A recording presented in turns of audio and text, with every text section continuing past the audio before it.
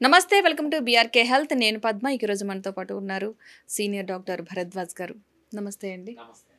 Okay. And చాలామందికి hair fall అనేది ప్రతి ఒక్కరికి పెద్ద సమస్య అయిపోయింది. రైట్. సో ఈ హెయిర్ ఫాల్కి కారణం అదే విధంగా ఎలాంటి జాగ్రత్తలు తీసుకోవాలి? రైట్.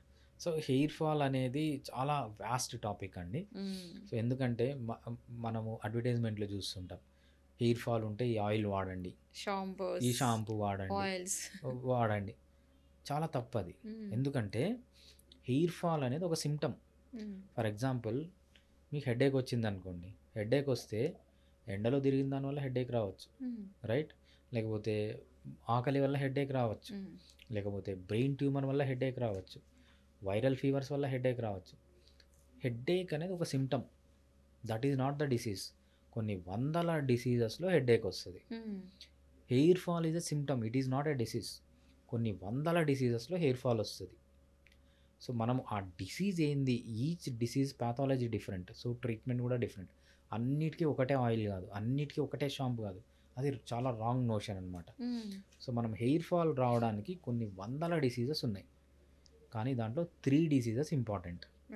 అంటే మనం 100 మందిని తీసుకుంటే ఆ 100 మందిలో ఈ 3 డిసీజులు ఉంటాయి. ఇంకా 1% మందికి 1000 రకాల డిసీజులు ఉండొచ్చు. ఆ 3 ఇంపార్టెంట్ డిసీజ్ మనం ఏమంటామంటే, ఫస్ట్ టీలోజన్ ఎఫ్లూయం అంటాం అనమాట, అదొక డిసీజ్. ఆండ్రోజెనెటిక్ అలపేషియా అంటాం అనమాట, అదొక డిసీజ్.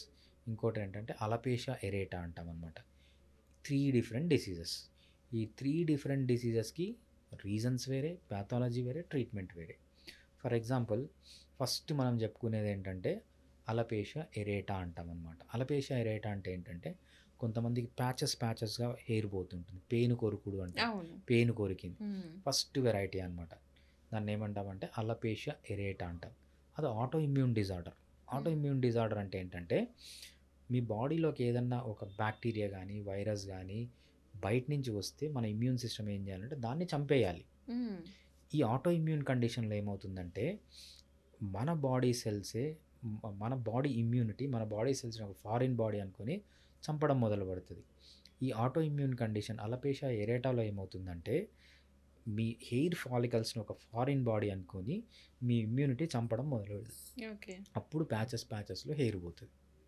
దీనికి రీజన్ వేరే, దీనికి కాజ్ వేరే, దీని ప్యాథాలజీ వేరే, ట్రీట్మెంట్ వేరే. దానికి మంచిగా హోమియోపతిలో ట్రీట్మెంట్ చేసుకోవచ్చు. ప్యాచెస్ ఉండడం అనేది ఫస్ట్ స్టేజ్. నెక్స్ట్ స్టేజ్ ఇది ఏమవుతుందంటే అలపేషియా టోటాలిస్ అంటాం అనమాట. అంటే ప్యాచెస్ ఉన్నది. నెక్స్ట్ స్టేజ్లో ఏదన్నా ఒక పార్ట్ పోవడం, మీసాలు పోవడం, గడ్డం పోవడం, లేకపోతే ఒక కన్నురెప్ప పోవడం, ఇదంతా జరుగుతుంది. దీంట్లో కూడా మంచి ట్రీట్మెంట్ ఉంటుంది. ఈ స్టేజ్ కూడా దాటిపోయింది. ఇంకా థర్డ్ స్టేజ్ ఏంటంటే అలపేషియా యూనివర్సాలిస్ అంటాం అనమాట. అలపేషియా యూనివర్సాలిస్ అంటే ఏంటంటే, మొత్తం బాడీలో ఒక్క హెయిర్ కూడా లేకుండా పోవడం. ఈ 3 కండిషన్స్కి హోమియోపతిలో మంచి ట్రీట్మెంట్ అనేది ఉంది. ఇది first type of diseases. Next type of disease ఏమంటామంటే మనం టీలోజన్ ఎఫ్లూవియం అంటాం అనమాట. టీలోజన్ ఎఫ్లూవియం అంటే ఏం లేదు, విమెన్లో వచ్చే కామన్ హెయిర్ ఫాల్. మనం 100 మంది విమెన్ తీసుకుంటే వాళ్ళల్లో 99 మందికి టీలోజన్ ఎఫ్లూవియం ఉంటుంది. ఈ టీలోజన్ ఎఫ్లూవియం అనేది ఏంటంటే, మన హెయిర్కి డిఫరెంట్ ఫేజెస్ ఉంటాయి. టీలోజన్ ఫేజ్ అనేది ఒక రెస్టింగ్ ఫేజ్ అంటాం అన్నమాట. హెయిర్ ఆ స్టేజ్లోకి వెళ్తుంది, ఆ స్టేజ్లోంచి బయటికి రాదు, అంటే పెరగదు, మళ్ళీ రెస్టింగ్ స్టేజ్లోకి వెళ్ళిపోయి రాదనమాట. దీనికి చాలా రీజన్స్ ఉన్నాయి. ఆ రీజన్స్ని ఐడెంటిఫై చేసి హోమియోపతిలో ట్రీట్ చేయొచ్చు. చాలా ఎక్సలెంట్గా పనిచేస్తుంది. ఆల్మోస్ట్ ఆల్ విమెన్కి హెయిర్ అనేది మళ్ళీ వచ్చేస్తుంది అనమాట. ఇది second type of hair fall disease. ఇంకా third type of hair fall disease ఉంటుంది. దాన్ని ఏమంటామంటే ఆండ్రోజెనెటిక్ అలపేషియా అంటాం, మేల్ ప్యాటర్న్ బాల్డ్నెస్ అంటాం, ఫీమేల్ ప్యాటర్న్ బాల్డ్నెస్ అంటాం. ఈ male pattern baldness, female pattern baldness ఇవంతా ఏంటంటే జెనెటిక్ డిజార్డర్స్. దీనికి హోమియోపతిలో మందే లేదు. సో ఎంతమందికి 100 మందిని ట్రీట్ చేసినా 1% మందికి కూడా ఆ టైప్ ఆఫ్ హెయిర్ ఫాల్ ఉంటే హెయిర్ రాదనమాట. దీనికి బెటర్ రాదు. అది థర్డ్ టైప్ ఆఫ్ డిసీజ్.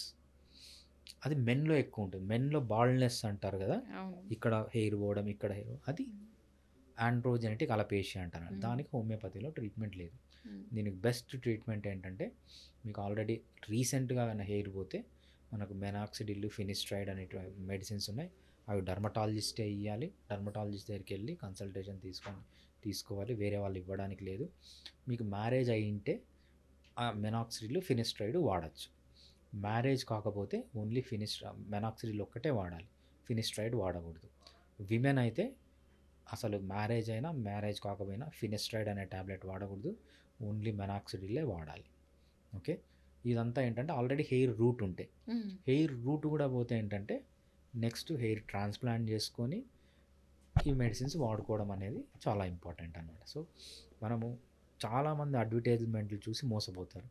మా ఆయిల్ తీసుకోండి హెయిర్ ఫాల్కి పనిచేస్తుంది, చాలా రాంగ్ అది. హెయిర్ ఫాల్ రావడానికి వందల రీజన్స్ ఉన్నాయి, వందల డిసీజెస్ ఉన్నాయి, వందల డిసీజ్కి వందల ప్యాథాలజీస్ ఉన్నాయి, వందల రీజన్స్ ఉన్నాయి. దాన్ని బట్టి ట్రీట్మెంట్ అనేది స్పెసిఫిక్గా ఉండాలి తప్పితే ప్రతి ఒక్క దానికి ఒక హెయిర్ షాంపూ లేకపోతే ఒక హెయిర్ ఆయిల్ అనేది చాలా తప్పు కాన్సెప్ట్ అది. ఓకే, హెయిర్కి ఆయిల్ అనేది పెట్టడం కరెక్టేనా? 100% రాంగ్. పెట్టకూడదు. నో, ఆయిల్ వల్ల హెయిర్కి యూజ్ ఉందని ఇంతవరకు ఏ స్టడీలో ప్రూవ్ కాలేదు. చాలామంది స్టడీస్ చేశారు, అన్ని స్టడీస్లో హెయిర్ డ్యామేజ్ అవుతుంది తప్పితే హెయిర్కి యూజ్ ఉందని ఒక్క స్టడీ కూడా ప్రూవ్ కాలేదు ఇంతవరకు. మరి గతం నుంచి అంటే పూర్వం నుంచి కూడా ఆయిల్ని హీట్ రైట్. చేసి పెట్టడం, కోకోనట్ ఆయిల్ని, మనకి అది కామన్ అయిపోయింది కదా, మరి ఎలా అంటారు? రైట్, అవన్నీ తప్పు. ప్రపంచంలో ఇండియాలో తప్పితే మ్మ్. ఏ ఏ కంట్రీలో హెయిర్కి ఆయిల్ పెట్టే వాళ్ళు లేరు, మ్మ్. ఇండియాలోనే పెడతారు. అవును. అది కూడా ఏంటంటే ఆ కాలంలో ఎందుకు పెట్టారో వాళ్ళని మనం తప్పు పట్టకూడదు. బట్ హెయిర్ ఆయిల్ పెట్టడం వల్ల అక్కడ ఇంకా మీకు ఆయిల్ పెట్టాను, అక్కడ ఆయిల్ అనేది స్టిక్కీ సబ్స్టెన్స్. మ్మ్.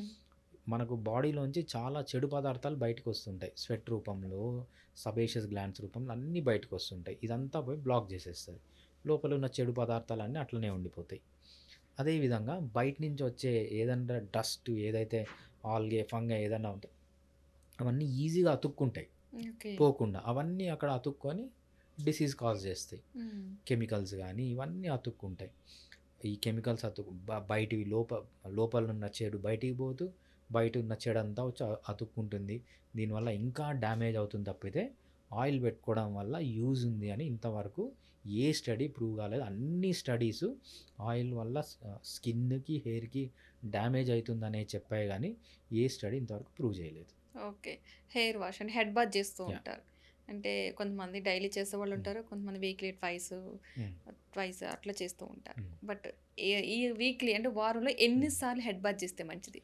హెడ్ బాత్ అనేది ఎన్నిసార్లు అన్నా చేయొచ్చు, దాంట్లో ఎటువంటి ప్రాబ్లం అనేది లేదన్నమాట. మ్మ్. సో కొంతమంది ఆల్టర్నేట్ డే చేస్తారు, కొంతమంది ఎవ్రీడే చేస్తారు. అట్లీస్ట్ ఆల్టర్నేట్ డే చేయడం అనేది మంచిది, బట్ ఎవ్రీడే చేసినా కూడా ఏం ప్రాబ్లం అనేది ఉండదు అనమాట. బట్ ఏం షాంపూ యూజ్ చేస్తాం అనేది ఇంపార్టెంట్. మ్మ్. మైల్డ్ షాంపూ యూజ్ చేయాలి. ఎంత కెమికల్స్ తక్కువ ఉంటే, ఎంత న్యాచురల్గా ఉంటే షాంపూ, సో అంత మంచి అంత బెస్ట్ అనమాట. పూర్వం అయితే కుంకుడుకాయలు ఇట్లా షీకా ఇట్లా వాడేవారు. ఇప్పుడు డిఫరెంట్ షాంపూస్ వచ్చినాయి. రైట్. సో అవి బెస్ట్ అంటారా, ఇవి బెస్ట్ అంటారా? మనకు సింపుల్ ఒకటే, ఆ, అసలు ఏం జరుగుతుంది, సోప్ మనం ఎందుకు వాడతాం, షాంపూ ఎందుకు వాడతామని మనం తెలుసుకోవాలి. సింపుల్. మ్మ్. మెయిన్గా మనం బట్టలు ఉతికినా లేకపోతే మనం సోప్ వేసుకున్నా ఏంటంటే ఆయిల్ ఉంటుందన్నమాట, ఎక్కడన్నా ఆయిల్ ఉంటుంది. మ్మ్. ఎప్పుడైతే దానిపైన సోపు పడుతుందో, ఆయిల్ సోపు కలిసినప్పుడు ఏమవుతుందంటే మిసెల్లి అనే ఒక పదార్థం ఫామ్ అవుతుంది. మ్మ్. ఈ మిసెల్లి అంటే ఏం లేదు, ఆయిల్ సోపు అతుక్కొని ఒక కొత్త పదార్థం ఫామ్ అవుతుంది, దాన్ని మిసెల్లి అంటాం అనమాట. మ్మ్. అది వాష్ చేస్తే వెళ్ళిపోతుంది. బేసిక్గా మనం బట్టలు వాష్ చేసినా, మనల్ని మనం క్లీన్ చేసుకున్నా జరిగేది ఏంటంటే మనకు పట్టిన ఆయిల్ని వదిలిస్తామన్నమాట. ఆయిల్ని వదిలించడం అంటే ఏంటి, ఆయిల్కి అతుక్కున్న కెమికల్స్, మినరల్స్, ఏవైతే యాంటీబయాటిక్స్, ఏవైతే చెత్త ఉందో ఆ చెత్తనంతా తీసేయడం. సో బెస్ట్ ఏంటంటే మైల్డ్ సోప్ వాడితే ఏమవుతుందంటే మిసలి అనేది ఈజీగా ఫామ్ అవుతుంది, వాష్ చేస్తూనే మిసలి వెళ్ళిపోతుంది అనమాట. మేబీ కుంకుడుకాయలో కూడా ఇటువంటిదే ఉందో నాకు పెద్దగా ఐడియా లేదు.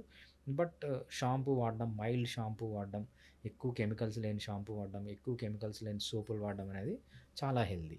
ఓకే, కొంతమంది హెయిర్ కట్ చేస్తారు, అంటే హెయిర్ గ్రోత్ అవుతుంది అంటారు, Yeah. అది నిజమే అంటారా? హెయిర్ గ్రోత్కి హెయిర్ కట్ చేయడానికి సంబంధమే లేదండి.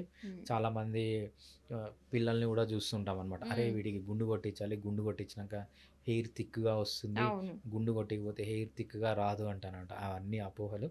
సో హెయిర్ ఎంత థిక్గా ఉంది, ఎంత థిన్గా ఉంది అనేది మన అలవాట్లు బట్టి ఉంటుంది. మన జెనెటిక్స్ని బట్టి ఉంటుంది. మీరు మంచి డైట్ తీసుకొని మంచిగా నిద్రపోయి మంచిగా ఎక్సర్సైజ్ చేసి లైఫ్లో స్ట్రెస్ లేకుండా ఉండి అలవాట్లు లేకుండా ఉంటే మంచి హెయిర్ ఉంటుంది. దాంతోపాటు జెనెటిక్గా మీకు ఆ బ్లెస్సింగ్ ఉండాలన్నమాట. సో తాత ముత్తాతలకి మంచి హెయిర్ ఉంటే మీకు కూడా మంచి హెయిర్ వస్తుంది. జెనెటిక్స్ మీ అలవాట్లు బట్టే హెయిర్ ఉంటుంది తప్పితే సో గుండు గీకితే హెయిర్ రావడం అనేది జస్ట్ అపోహ అంతే. Okay. Right. Thank you doctor గారు. మంచి ఇన్ఫర్మేషన్ ఇచ్చారు. థ్యాంక్ యూ సో మచ్ అండి. థ్యాంక్స్ అండి.